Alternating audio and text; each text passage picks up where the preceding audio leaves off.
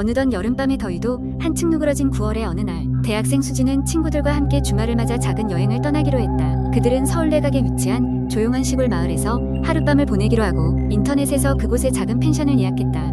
평소 공포 이야기를 좋아하는 그들이었지만 이날만큼은 그저 편안한 마음으로 여행을 즐길 생각이었다. 펜션은 인적이 드문 외딴 곳에 위치해 있었다. 한적한 시골길을 따라가다가 숲속으로 들어서는 좁은 길을 지나면 나무로 지은 아담한 2층 건물이 모습을 드러냈다. 주변에는 다른 건물이라고는 하나도 없었고 숲에 짙은 녹음이 모든 것을 감싸고 있었다. 오후 햇살이 점차 기울고 그들은 펜션에 도착해 짐을 풀었다. 펜션 안은 오래된 가구들로 꾸며져 있었고 오랜 역사를 간직한 듯한 인상을 주었다. 특히나 눈에 띄는 것은 1층 거실 중앙에 고풍스러운 벽난로와 벽에 걸린 커다란 고전적인 시계였다. 시계는 멈춰 있었고 거실의 커다란 창문은 바깥 숲을 향해 열려 있었다. 그들은 준비해온 음식을 나누어 먹고 와인 한 잔씩을 들며 담소를 나누었다. 시간이 흘러 어느덧 밤이 찾아왔다. 어두운 숲속에서 들려오는 바람소리가 작은 명상의 배경음악처럼 느껴졌다. 수지는 친구들과 함께 방에 누워 이야기를 나누다가 문득 등골이 서늘해지는 기분을 느꼈다. 그녀는 아무 이유 없이 어둠 속을 응시했지만 아무것도 보이지 않았다. 기분 탓이라고 스스로를 다독이며 다시 들어와 이불을 끌어당겼다. 새벽 2시, 모두가 깊이 잠들 무렵이었다. 수지는 이상한 소리에 잠에서 깼다. 그 소리는 멈춰 있었던 거실의 오래된 시계가 갑자기 째깍거리기 시작하는 소리였다. 하지만 그것만으로는 수진을 깨우는 이유가 되지 않았다. 그녀는 조용히 침대에서 일어나 거실로 나가보았다. 거실에 들어가자 방문 너머로 불쑥 나타난 그림자에 정체의 심장이 철렁 내려앉았다. 숲 밖에서 누군가 그녀를 바라보고 있었다. 희미한 달빛 아래 창유리에 비친 모습은 검고기, 머리를 늘어뜨린 여자의 형상이었다.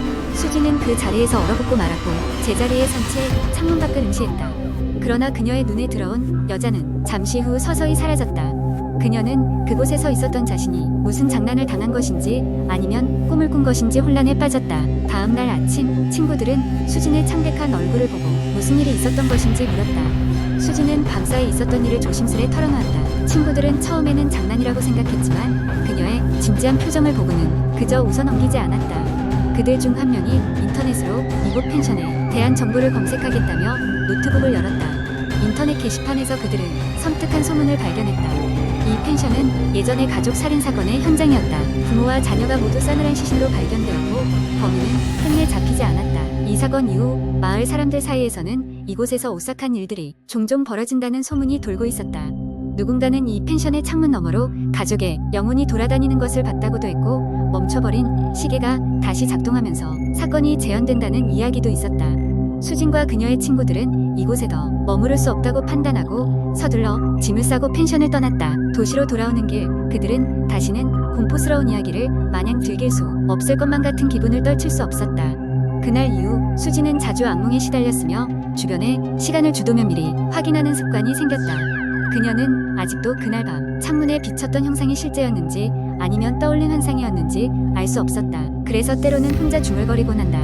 그날 밤 나는 진짜 무엇을 본 걸까? 이 이야기는 지금도 한국 인터넷 커뮤니티에서 회자되는 무서운 썰 중 하나로 남아있다. 누구나 한 번쯤은 경험해볼 범판 일상적인 여행에서 벌어진 불가사의한 사건은 현실과 비현실의 경계를 흐리게 만드니 말이다. 그리고 사람들은 이 이야기를 기억하며 앞으로 여행할 시골 펜션이나 낡은 건물에서 자신들도 수진 같은 경험을 하게 될까 두려워하곤 한다. 두 번째 이야기. 어느 여름밤 무더운 날씨에 잠이 오지 않던 나는 오랜만에 인터넷을 뒤적이며 시간을 보내고 있었다. 그날따라 평소 좋아하던 코미디 영상이나 게임 스트리밍도 시큰둥하게 느껴져 나는 새로운 재미를 찾아 인터넷을 헤매기 시작했다. 그러다 우연히 알게 된 것은 바로 공포썰이라는 장르였다. 평소 무서운 이야기를 잘 보지 않던 나였지만 그날따라 이상하게 끌려들었다. 아마도 더위 때문이었을 것이다. 어쨌든 나는 호기심에 이끌려 한 사이트에 접속했고 그곳에서는 사람들이 직접 겪은 혹은 지인이 겪었다는 공포 경험담들이 빼곡하게 올라와 있었다. 다른 이들의 이야기들을 읽으며 슬슬 호기심은 더욱 커졌고 그 중에서도 가장 무섭다고 보이는 하나의 이야기에 이끌려 그만큼 흥미를 느껴 클릭했다. 이야기는 이렇게 시작됐다. 대학 기숙사에서 지내던 한 학생이 여름방학 동안 기숙사에 나가서 공부를 하기로 했다고 한다. 빈 기숙사는 늘어지게 조용했지만 나름의 평화를 유지하고 있었다. 그런데 어느 날 밤 그 학생은 이상한 소리에 잠에서 깼다. 처음에는 바깥의 바람소리겠거니 했지만 소리는 점점 분명해졌다. 그것은 문을 두드리는 소리였다. 처음엔 친구의 장난일지도 모른다고 생각했지만 새벽 2시에 누구도 이곳에 남아있을 이유가 없다는 걸 떠올리고는 서서히 공포감이 밀려왔다. 문틈을 통해 밖을 보았지만 복도는 깜깜했고 아무도 보이지 않았다. 학생은 무서움을 애써 억누르며 다시 잠을 청했다. 다음 날 학생은 다른 날과 다름없이 자신의 일과를 보냈다. 하지만 밤만 되면 또다시 그 두드리는 소리가 들려왔다. 이번에는 조금 더 가까이서 그리고 조금 더 길게. 점점 불안함이 커져갔지만 그는 용기를 내어 문을 열어보려 했다. 문 손잡이를 잡고는 참아 열지 못한 채 힘들게 잠이 들었고 그렇게 며칠이 지났다. 그러던 어느 날 같은 기숙사 층에 최종적으로 남아있던 몇 명의 친구 중 한 명이 갑작스럽게 그 학생의 방을 노크했다. 비슷한 경험을 했다고 털어놓으며 친구는 그에게 이렇게 말했다. 너도 그 두드리는 소리 들었지? 다른 애들도 들었던데 다행인지 불행인지 그 이상한 현상을 겪은 건 그만이 아니었다. 소리가 매일 밤 들려오는 주기를 깨닫게 되면서 기숙사에 남아있던 학생들은 이에 대해 다양한 추측을 하기 시작했다. 어떤 이들은 오래된 기숙사 건물이 자연적으로 내는 소리일 것이라고 했고 다른 이들은 누군가의 장난일 것이라고 굳게 믿었다. 하지만 모든 학생들이 가장 두려워한 것은 그것이 이승의 존재가 아니라는 것이었다. 며칠 후 학생들은 하나둘씩 기숙사를 떠나게 되었다.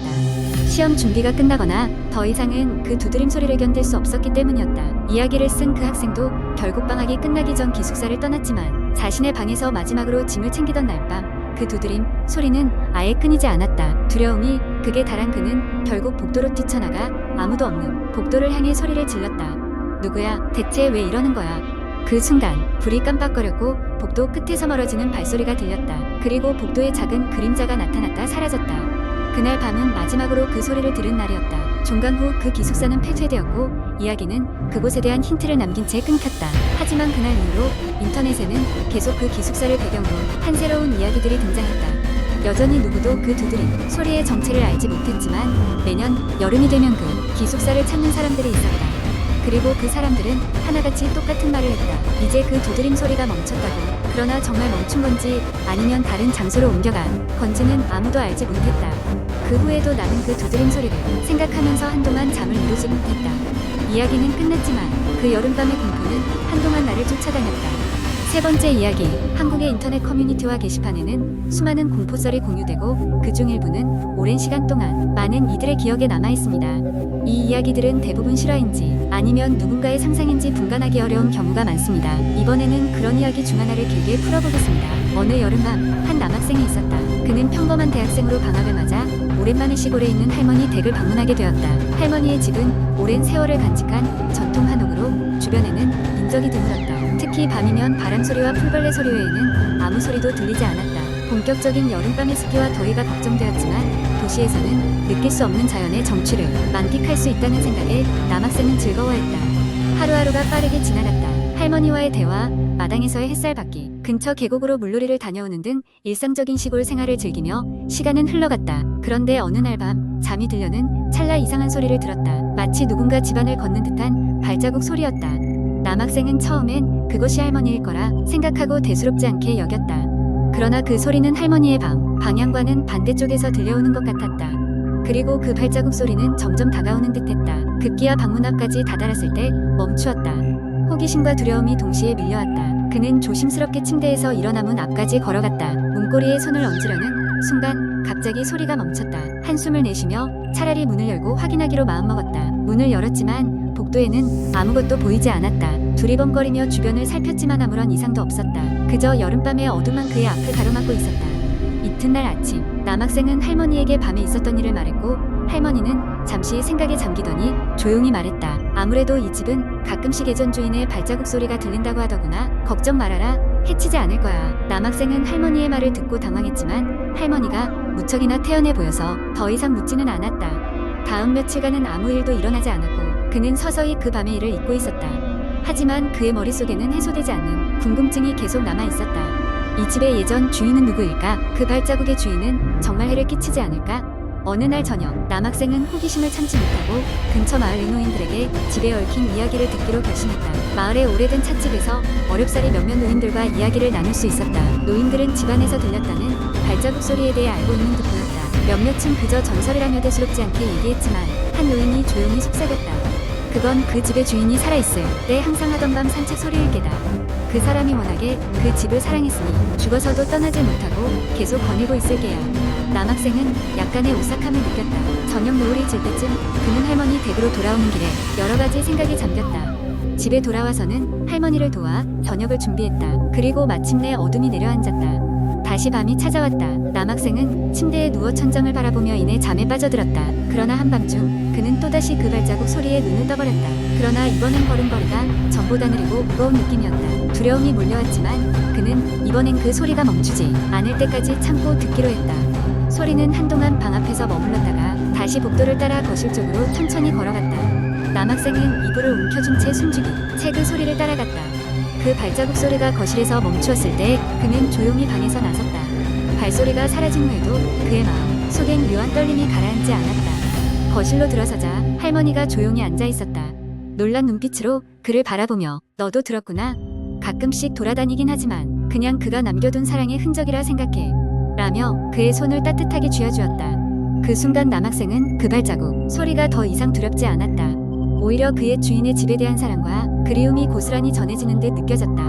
훗날 그는 그 여름을 돌아보며 그 집을 사랑했던 누군가의 발자국 소리가 머릿속에 스쳐갈 때마다 곧 가족과의 추억 그리고 할머니의 미소를 떠올리곤 했다. 그 발자국 소리는 그렇게 남학생의 마음속에 잊을 수 없는 한 여름밤의 이야기로 깊이 새겨졌다.